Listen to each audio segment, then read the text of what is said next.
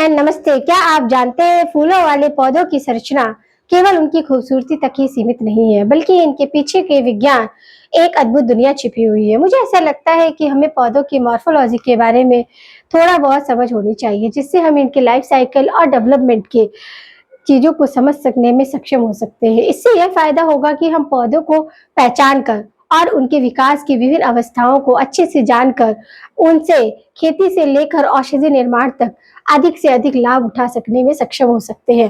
तो मेरा नाम है शालिनी राव, मैं डिजिटल बायोलॉजी शास्त्र की डिजिटल रचयिता हूँ। आपको हमारा वीडियो पसंद आए तो लाइक करें, शेयर करें, साथ ही सब्सक्राइब करें।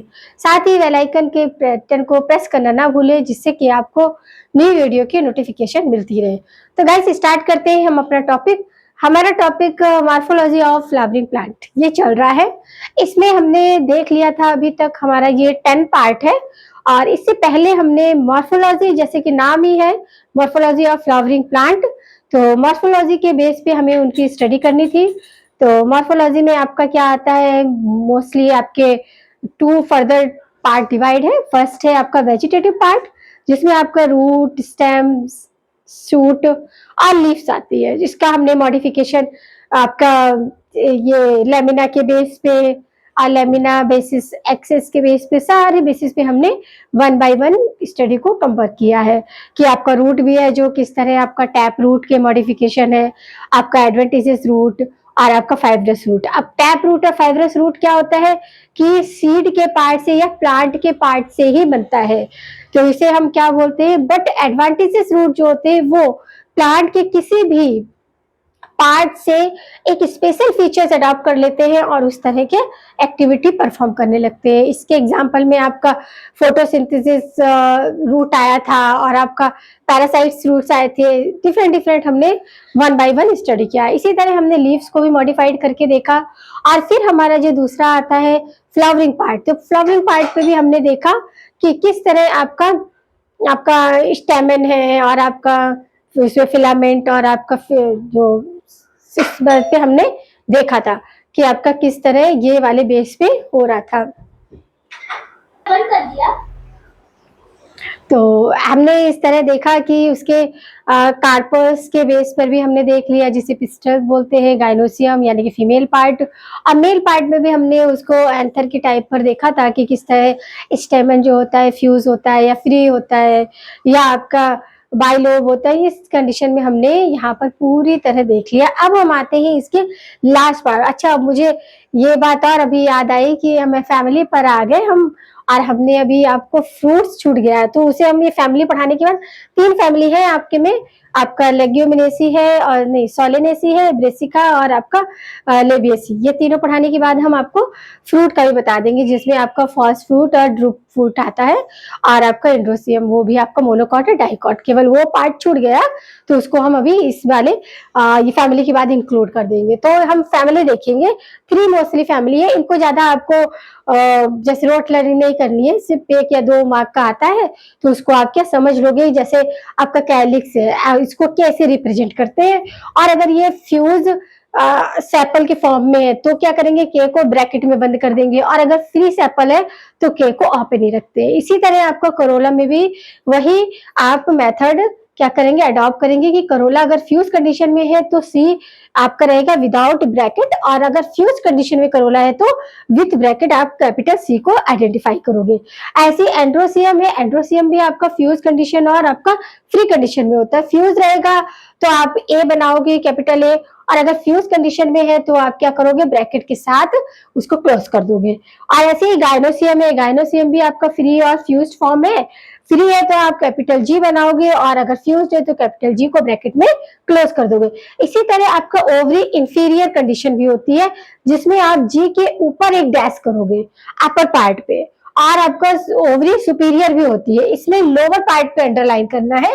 और पेरिगोनिशियम भी होता है, जिसमें आपको ना तो ऊपर करना है ना नीचे करना है, उसके पावर में करना है। जैसे हम मैथ्स वगैरह करते हैं ना, कोफिशिएंट पावर करते हैं, तो पावर में आपको डैश लगाना है। अब इसी तरह आपका क्या है कि इसके ऊपर डिपेंड है आपका ए क्या है, आपका एंड्रोसियम है, जो कि आपके इसके ऊपर डिपेंड है, जो हमने कंडीशन बताई थी तो उसी पे हम देखेंगे। और आपका इस तरह का है तो एक्टिनोमार्फोसिस का सिंबल क्या होगा, आप राउंड बनाओगे और उसको इस तरह क्या कर दोगे, आइडेंटिफाई कर दोगे।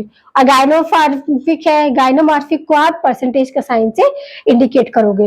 और ब्रैक्ड हमने बताया था कि फ्लावर भी आपका ग्रीन कलर का, जैसे आपका सेपलोपीटस होते हैं, पेडिसल्स होते हैं, वैसे ही आपका फ्लावर भी ब्रैक से कनेक्ट रहता है। तो ब्रैक प्रेजेंट होगा तो बी आर लिखेंगे, और आपका क्या होगा, इंडो ब्रैक होगा तो क्या करेंगे, ई बी आर लिखेंगे। ऐसे हम क्या करेंगे, ये हमारे सिंबल है, जब हम आपका फ्लोरा फॉर्मूला बनाएंगे विथ फिगर, तब वहां पर हम ये डायरेक्ट लिखेंगे तो आपको समझ में आ जाएगा कि यहाँ पर एंडोसियम किस कंडीशन में है, गायनोसियम आपका सुपीरियर में है या इंफीरियर में है, इस तरह का आपका वहाँ कंडीशन समझ में आएगा। तो हमारी फर्स्ट फैमिली कौन सी है, ब्रेसिके। ब्रेसिके या क्रूसीफेरी भी बोलते हैं। ये मस्टर्ड फैमिली है। क्या है, मस्टर्ड फैमिली। और डाइकॉट प्लांट होता है। क्या होता है इसमें, सेपर्स भी आपके नंबर ऑफ 4 होते हैं, पेटल्स के भी नंबर ऑफ 4 होते हैं, क्रॉस लाइक के कंडीशन में ये सिचुएटेड रहते हैं। एक्टिनोमार्फिक है, एक्टिनोमार्फिक का सिंबल हमने क्या बताया था, ये। सुपीरियर ओवरी है, सुपीरियर ओवरी बोले तो ये, और इसके नीचे एक अंडरलाइन आ जाएगा। स्टेमन क्या है, टेट्राडाइमस है, यानी कि 6 है। 2 आउटर वाले जो है वो आपके शॉर्ट है और मिडिल वाले जो है वो क्या है, लार्ज है। तो हम इस तरह ये कंडीशन बनाते हैं। ये आपने बाहर से क्या है, कैलिक्स है, जो कि आपके 4 है, एक दूसरे को क्या कर रहे हैं, डिवाइड नहीं कर रहे हैं, टच नहीं कर रहे हैं पूरी तरह से। तो क्या होगा, ये वेलेट इम्ब्रिकेट, इम्ब्रिकेट कंडीशन में है। और वेलवेट, अंदर के जो कॉर वो भी एक दूसरे को टच नहीं कर रहे हैं, तो ये क्या वॉल्वेट अरेंजमेंट में है। और आपका जो एंथ्रोसियम है वो भी आपका क्या है, 2+4 के कंडीशन में है। और आपका गायनोसियम क्या है, सेंटर में है और 2 है। तो इसका फ्लोरल फार्मूला हम ये बोलेंगे, इनब्रैक्ट। और ये क्या है, एक्टिनोमार्फिक है, मेल फीमेल एक ही में रहता है। और आपका इस तरह क्या है, आपका सेपस 4, पीटस 4। और आपके क्या है, क्रॉस लिंक, क्रॉस लाइक है तो यहाँ पर क्रॉस बनाया है। और हमारा ये क्या है, आपके 2+4 के मैनर में होते हैं, और ये सुपीरियर होती है, और इसको क्या नंबर ऑफ 2 होते हैं। इस तरह हमने आपको, कभी ये फिगर दे दिया जाएगा, इसमें इंडिकेट करना पड़ेगा, या फिर इनकम्प्लीट फ्लोरल दे दिया जाएगा, कभी इसका पूछेंगे कि इसका सिंबल को क्या बोलते हैं ऑप्शन में। इस तरह को आपको ज़्यादा इसके क्या करना है, आपको रोड ट्रेवलिंग नहीं करनी है। तो ये आपका एक फैमिली होती है ब्रेसिका, जो कि बहुत इंपॉर्टेंट है आपका। और डाइकॉट फैमिली होती है ये। और मस्टर्ड फैमिली, मस्टर्ड यानी कि राई के दाने देखे होंगे आपने किस तरह होते हैं, तो ये है। तो ये यहाँ पर अब आती है दूसरी सोलेनेसी। अब आपका आता है सोलेनेसी, दूसरी फैमिली कौन सी है, सोलेनेसी। इसमें क्या होता है, ऑब्लिक्यू प्लेसेंटा होता है। देखो ये कैसे, ऐसे ऑब्लिक्यू कंडीशन में सेंटर में पड़ा हुआ, ऑब्लिक्यू प्लेसेंटा ओवरी, और स्वेलन प्लेसेंटा, आर्पिसस टेंसली क्या है, आपके कैलिक्स है, एपिपेटोलस एंथर है, और एक्सिल प्रेजेंटेशन है। और आपका एक्टिनोमार्फोलॉजी मॉर्फिक होता है, और सुपीरियर आपकी ओवरी है। तो इसका ये कंडीशन रहता है। अब इसका फॉलोअर फार्मूला क्या है, इब्रैक्ट है। और ये क्या है, एक्टिनोमार्फोसिस है, मेल फीमेल। और आपका क्या है, कैलिक्स 5 होते हैं, और आपका क्या होते हैं, करोला भी 5 है। और आपका एंथ्रोसियम कैसे है, 5 है, बट एटीपेटलोस कंडीशन में है। और आपका गायनोशियम भी क्या है, सुपीरियर है, और नंबर ऑफ 2 है, क्योंकि ये ऐसे में कन्वर्ट हो गया। ये ऑब्लिक्यू, याद रखना है कि इसमें हमारा जो है वो ऑब्लिक्यू कंडीशन में आपका ये बीच में जो डिवाइडेशन होता है वो ऑब्लिक्यू एक्सिस पर होता है, आपका सेंटर पे नहीं होता है, और बिहाफ भी नहीं होता है। क्या होता है, ऑब्लिक्यू होता है, थोड़ा तिरछा होता है। तो इस तरह हमने यहाँ पर 2 फैमिली को कवर किया, एक ब्रेसिका जो कि आपका क्या था, डाइकॉट फैमिली थी, ये सोलेनेसी। इसमें क्या आते हैं आपके, ग्रीन पी, बीन्स, ये सारे के सारे इसमें आते हैं आपके, जिसमें आपका देखा था कि किस तरह के मार्जिनल आपका इस तरह का प्लेसेंटा था, जहाँ पर आपका क्या था, वेंट्रल और लेटरल क्या थे, सूचर्स थे, सूचर्स थे। वेंट्रल सूचर्स पे आपके, डॉर्सल सूचर्स पे आपके ओव्यूल कैसे प्रेजेंट थे। तो यहाँ पर ये हमारा क्या हुआ, सोलेनेसी फैमिली का ऐसे ही फिगर आपको करना है। और फ्लोरल फार्मूला थोड़ा क्या रखना है कि जब आप ये फिगर बनाओगे तो फ्लोरल फार्मूला अपने आप क्या हो जाएगा, आपको माइंड में सेट होता चला जाएगा। बस इसकी प्रैक्टिस करनी है आपको फिगर से। लास्ट आपका आता है लिलेसी फैमिली। ये क्या है? मोनोकॉट फैमिली है। क्या है? मोनोकॉट फैमिली है। प्लेसेंटा इसमें एक्सिल होता है। एक्सिल बोले तो सेंटर से इस तरह, और ये कंडीशन में आपका क्या होते हैं? ओव्यूल्स लगे हुए होते हैं। और कैलिक्स करोला अनडिफरेंशिएटेड होते हैं। और एपिपेटलस, एपिपेटलस हमने बताया था कि किस तरह कंडीशन होगी। एक ऐसे होगा, एक ऐसे होगा ये, और यहाँ का जो होगा आपका इस तरह कंडीशन होता है। तो ये क्या हो गया आपके? लैटरल, इंटीरियर और पोस्टीरियर, ये ओवरलैप किए हुए रहते हैं। पेरिएंथस होता है, ट्राइमेटोरस होती है, और फ्लोरल फार्मूला इसका क्या होता है? ब्रैक्ड, एक्टिनोमॉर्फिक, मेल फीमेल, और आपका जो पीटस है वो 3+3 का अरेंजमेंट होता है। एंथर भी आपका 3+3 का अरेंजमेंट होता है।